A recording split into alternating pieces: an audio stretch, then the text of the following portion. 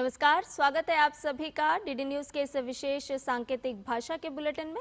आपके साथ मैं हूं संध्या शर्मा और मेरे साथ है मेरी सहयोगी मनीषा शर्मा। आइए बुलेटिन की शुरुआत करते हैं हेडलाइंस के साथ। प्रधानमंत्री असम को देंगे 18,350 करोड़ रुपए से अधिक की विकास परियोजनाओं की सौगात। बायो रिफाइनरी प्रोजेक्ट्स का भी करेंगे उद्घाटन।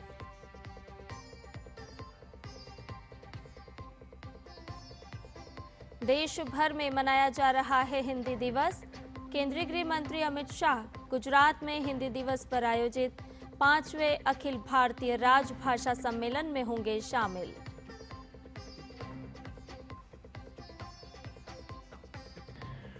नेपाल में सामान्य होने लगे हालात। राष्ट्रपति पौडेल ने सभी पक्षों से आम चुनाव को सफल बनाने का किया आह्वान।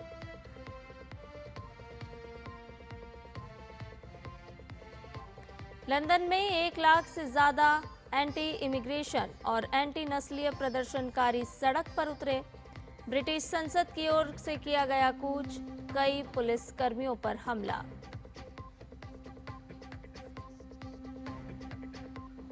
हांगकांग ओपन में पुरुष युगल के खिताबी मुकाबले में उतरेगी सात्विक साईराज और चिराग शेट्टी की जोड़ी। वहीं पुरुष एकल में लक्ष्य सेन भी पेश करेंगे खिताबी चुनौती।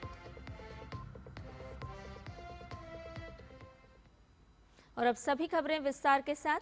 प्रधानमंत्री नरेंद्र मोदी आज असम के दरांग में 18,500 करोड़ रुपए से ज्यादा की लागत वाली प्रमुख बुनियादी ढांचा और औद्योगिक विकास परियोजनाओं का उद्घाटन और शिलान्यास करेंगे।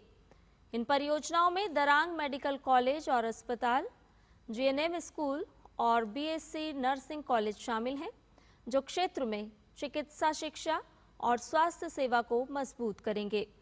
इसके साथ ही PM Modi Guwahati ring road परियोजना का भी शिलान्यास करेंगे। ये परियोजना शहरी गतिशीलता को बढ़ाएगी। इसके साथ ही पीएम मोदी ब्रह्मपुत्र नदी पर कुरुवा नरेंगी पुल का भी शिलान्यास करेंगे। पीएम मोदी नुमालीगढ़ में दुनिया के पहले बांस आधारित एथेनॉल प्लांट का उद्घाटन भी करेंगे।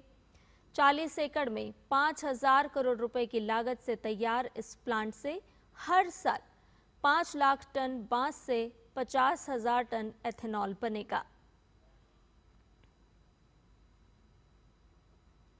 इससे पहले पीएम मोदी ने कल गुवाहाटी में भारत रत्न डॉक्टर भूपेन हजारिका की 100वीं जयंती के उपलक्ष्य में आयोजित समारोह में हिस्सा लिया।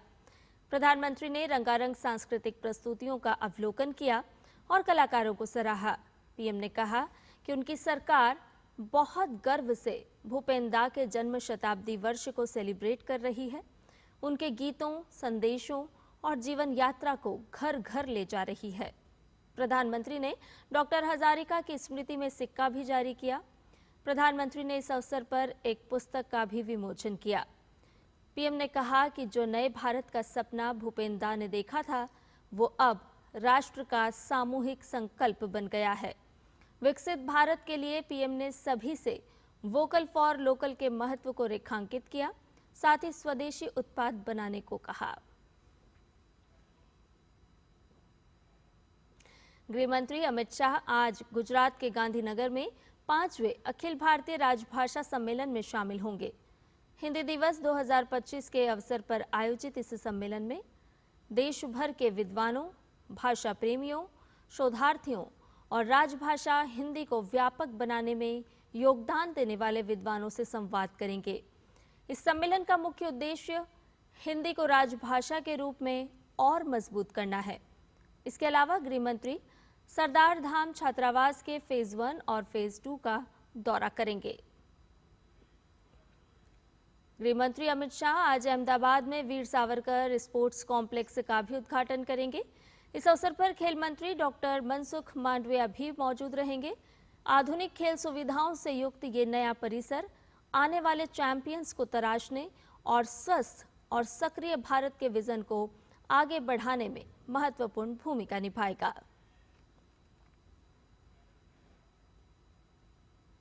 नेपाल की पूर्व मुख्य न्यायाधीश सुशीला कार्की के अंतरिम प्रधानमंत्री बनने के बाद से देश में हालात सुधरने लगे हैं। नेपाल के राष्ट्रपति रामचंद्र पौडेल ने कार्यालय की ओर से घोषणा की गई कि नेपाल में संसदीय चुनाव अगले साल 5 मार्च को कराए जाएंगे। राष्ट्रपति रामचंद्र पौडेल ने देश के संविधान और संसदीय प्रणाली को बचाने की अपील की। राष्ट्रपति रामचंद्र पौडेल ने सभी पक्षों से अगले साल होने वाले प्रतिनिधि सभा के चुनाव को सफलतापूर्वक आयोजित करने में सहयोग करने की अपील की। नेपाल के बाद अब लंदन विरोध प्रदर्शन की आग में जल रहा है। सेंट्रल लंदन में ब्रिटेन के इतिहास में अब तक का सबसे बड़ा विरोध प्रदर्शन हुआ। माना जा रहा है कि 1 लाख से ज्यादा लोग लंदन की सड़कों पर यूनाइट द किंगडम रैली के लिए एकजुट हुए। ये प्रदर्शन आप्रवासी विरोधी और इस्लाम विरोधी कार्यकर्ता टॉमी रॉबिन्सन द्वारा आयोजित किया गया। इसे ब्रिटेन के इतिहास के सबसे बड़े राजनीतिक विरोध प्रदर्शनों में से एक बताया जा रहा है। ये रैली अभिव्यक्ति की स्वतंत्रता और सरकार के प्रति निराशा, खासकर आव्रजन और सेंसरशिप जैसे मुद्दों को लेकर आयोजित की गई थी। इस रैली में वो लोग भी शामिल हुए जो खुद को सरकार द्वारा उपेक्षित महसूस कर रहे हैं। ये rally stand up to racism के विरोध प्रदर्शन के साथ शुरू हुई। भारत के सात्विक साईराज रंकीरेड्डी और चिराग शेट्टी की जोड़ी आज हांगकांग ओपन 2025 के पुरुष युगल के फाइनल में चीन के लियांग वेई केंग और वांग चांग की जोड़ी से भिड़ेगी। भारतीय जोड़ी ने प्रतियोगिता के सेमीफाइनल में विश्व के 9वें नंबर की जोड़ी चीनी ताइपे के बिंग वेई लिन और चेन चेंग क्वान को सीधे गेम में 21-17, 21-15 के अंतर से हराकर खिताबी दौर में जगह बनाई है।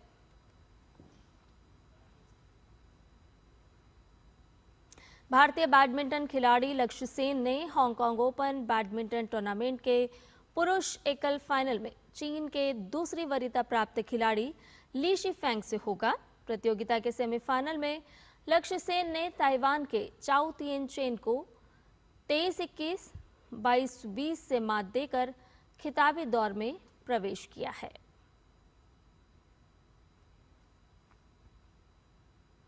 यूएई में खेले जा रहे क्रिकेट एशिया कप में आज भारत का मुकाबला पाकिस्तान से होगा। दोनों ही टीमों ने प्रतियोगिता में जीत के साथ शुरुआत की है। भारत ने अपने पहले मैच में यूएई को 9 विकेट से हराने में सफलता पाई, तो वहीं पाकिस्तान ने अपने पहले मुकाबले में ओमान के खिलाफ 93 रन से जीत दर्ज की। एशिया कप में दोनों टीमें 18 बार भिड़ी हैं, जिसमें 10 में भारत और 6 में पाकिस्तान को जीत मिली। 2 मैच बिना नतीजे के खत्म हुए। ऐसे में आंकड़ों के लिहाज से भारतीय क्रिकेट टीम मजबूत स्थिति में है।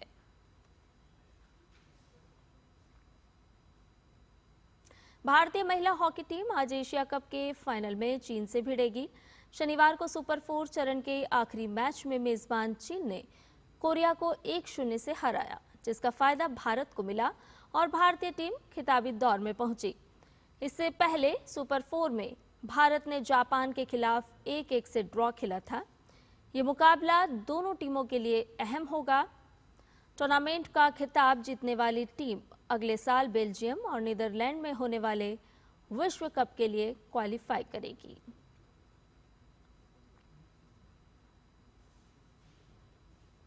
और इसके साथ ही हमारे इस विशेष सांकेतिक भाषा के बुलेटिन में फिलहाल के लिए इतना ही। मुझे और मेरी सहयोगी मनीषा शर्मा को दीजिए इजाजत। नमस्कार।